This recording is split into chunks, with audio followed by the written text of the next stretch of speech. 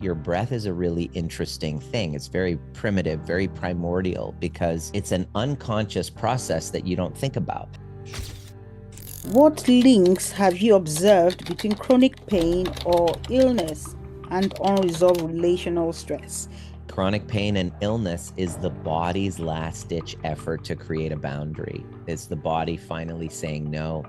So if you are at a job site and your boss says, we need you to come in, we need you to work overtime, we need you to do this, and you say yes, yes, yes, yes, and you're literally abandoning and betraying yourself to do it, is the body working against you when you go into shutdown and exhaustion and signs and symptoms and then flattens you out? No, it's working for you. So the link between the two is anytime I abandon myself, signs and I don't set boundaries over a prolonged period in time, signs and symptoms and illness and disease are my body's way of establishing boundaries. The way I can say no and blame the illness rather than feel guilt. Now I can say no and not feel guilt. This is a avoidance of guilt, essentially. Yeah, it's I was people going who to are say that. afraid. People who are deathly afraid of feeling guilt become very sick with autoimmune issues. Yes, avoidance of guilt. Avoidance of guilt. People Wow. can't handle that. So the avoidance of guilt now manifests into autoimmune diseases. Correct. It's a trap. Anybody who has chronic illness and autoimmune, you're looking at somebody who's a fawner, who's a people pleaser. And so what does that mean? It means me setting a boundary, knowing that you're displeased, and me being able to sit in the guilt of displeasing you. That's the practice. So the work is to expand your capacity of having the other person displeased of you. That's quite technical. Anyway, thank you for that. Yeah. I'm trying to wrap my head around that. No, but think about it. It's really simple, Grace. Because if you and I are friends or we're in a relationship and I'm afraid of displeasing you, then I'm going to manage what I say and withhold the truth of what I'm experiencing if I feel that what I'm going to say is going to displease you. So what would that feel like to you to know that, let's say you and I have been in a 3-year friendship and I've withheld the truth from you because I'm afraid of you being upset? How would that feel on your side of the street? I'm going to say, goodness me, you should have been upfront. Yeah, but now you feel betrayed, don't you? Yes. But I've been trying to protect myself from guilt. So that impacts the relational dynamic. You feel betrayed. I feel justified in not saying anything because I didn't want to upset you. And then I blame it on you. Oh yeah, I can blame it on you. And you're just like, wait, why are you making me the villain? I didn't ask for it.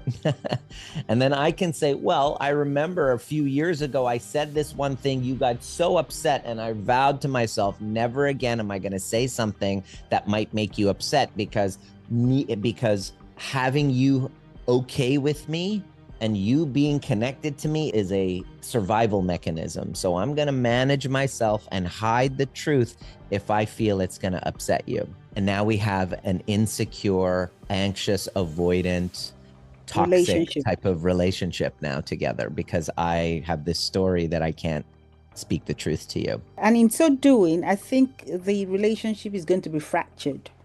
Oh yeah, there's no way that it will be sustainable. So what we're talking about is sustainability. So a long-term relationship that we want is not sustainable if one party is withholding the truth. Are there common physical conditions you see in people who have lived in chronic emotional stress? There's always tightness around the chest, the neck, the shoulders. There is a bracing. Essentially, there's a bracing. Imagine all around your heart, your neck, your shoulders, your jaw, you're bracing for impact. That doesn't feel good. So what do? You basically shut down. You shut down vulnerability, right? So you create an armor around your body, and the muscular system becomes the armor. So chronic pain, chronic tension, fibromyalgia, Yes. autoimmune, these are all a body bracing itself, not So knowing that how to is what. set boundaries, not feeling safe with their own existence. So that is why most women have. 70% of autoimmune issues are women, because mostly women are fawners and people pleasers. They're conditioned to abandon yourself in order to go along to get along. You want to stay connected, you want to be pleasing, you want to appease. So you abandon women are conditioned to abandon themselves. So that's So why there's a health crisis with women. women in that form. So it's a gender thing. It's conditioning, it's, and Gender why do perception. men commit suicide more? It is a gender thing. It's because men are not encouraged to feel, to express their emotions. They are told, be a man. Men don't cry. Yeah, men don't cry, be a man. Don't cry or I'll give you something to cry about. So our relationship with our emotional self is not encouraged. So we suffer in silence. We're not socially as hardwired as women to express. So we stuff it in. And so men have 10 times, 9 times more likely to die of suicide. Women will have a lot higher likelihood of having autoimmune because of fawning and people pleasing. What role does breath and posture play in regulating stress-related health symptoms? The breath and the posture are in the physical body, and the physical body is a good indicator of your unconscious mind, because Carl Jung says until you make the unconscious conscious, it will rule your life and you'll call it fate. So healing is really all about making these unconscious complexes conscious, becoming aware of them, right? It's unconscious, you're becoming aware. And so the best place to look, for example, right now, when you look at your breath and you start noticing your breath is a really interesting thing. It's very primitive, very primordial, because it's an unconscious process that you don't think about. However, when you start to notice your breath, do it right now, it becomes conscious. And just by becoming conscious of your breath, you get to see the safety that your body is feeling. Some people will notice, my gosh, I realize I don't even take deep breaths. The breath is interesting because there's a one-to-one relationship with the universe. Ideally, with the universe,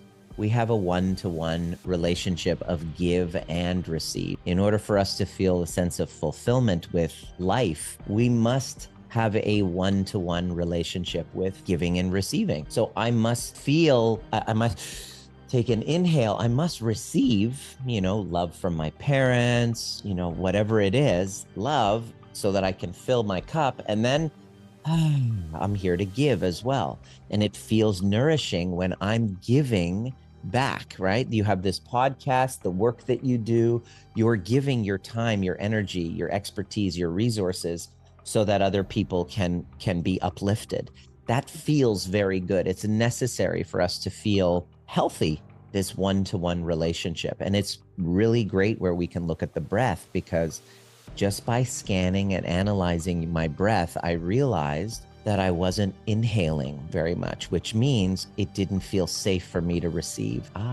That's interesting. So if I want to change my life, my reality, and go from toxic trauma bond to codependency to secure relationship, the best place to begin is by constantly returning back and noticing my breath and returning it back to this one-to-one ratio of give and receive, which means taking a deep inhale.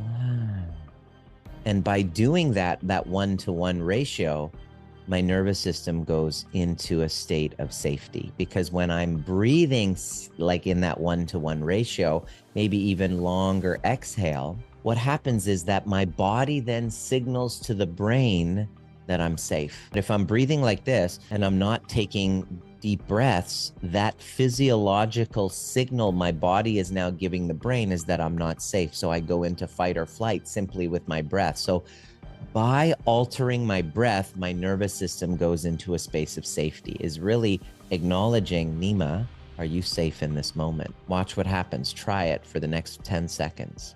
Bring your awareness to your breath and ask the question, am I safe in this moment? and restore that relationship in a 1-to-1 ratio. Now my body returns to safety. And this practice, moment to moment, I get to regulate my nervous system. And so as well, the posture is also an indicator. If I'm hunched forward, I'm protecting some vulnerability. This is an opportunity for me to constantly, through breath, through body, through movement, through sound, somatics, to re-establish that I'm safe in this moment. And so using the body to send signals to the brain that I'm safe, I regulate my nervous system. And now the lens in which I view the world is far more open than what I had before, which is threat, because I'm breathing like this, I'm walking around like this, and it's training my system to look and scan for threats because I'm not safe. And so I view the world through the lens of I'm not safe. And now I act upon the world through the lens of I'm not safe, and I create a world that I'm not safe in. So it all begins with that relationship with the breath and the body. And once you're safe, you feel grounded as well, because the breath work makes you feel grounded. You're in your body. Grounded means I'm in my body. My awareness is here. My feet are on the floor. I feel the sensational experience of life, not in my head all the time in past and future. I'm right now speaking to you. I'm feeling the chair supporting me. I feel safe in my body, and I'm really grateful to be here in this conversation, grounded. Be safe and be positive.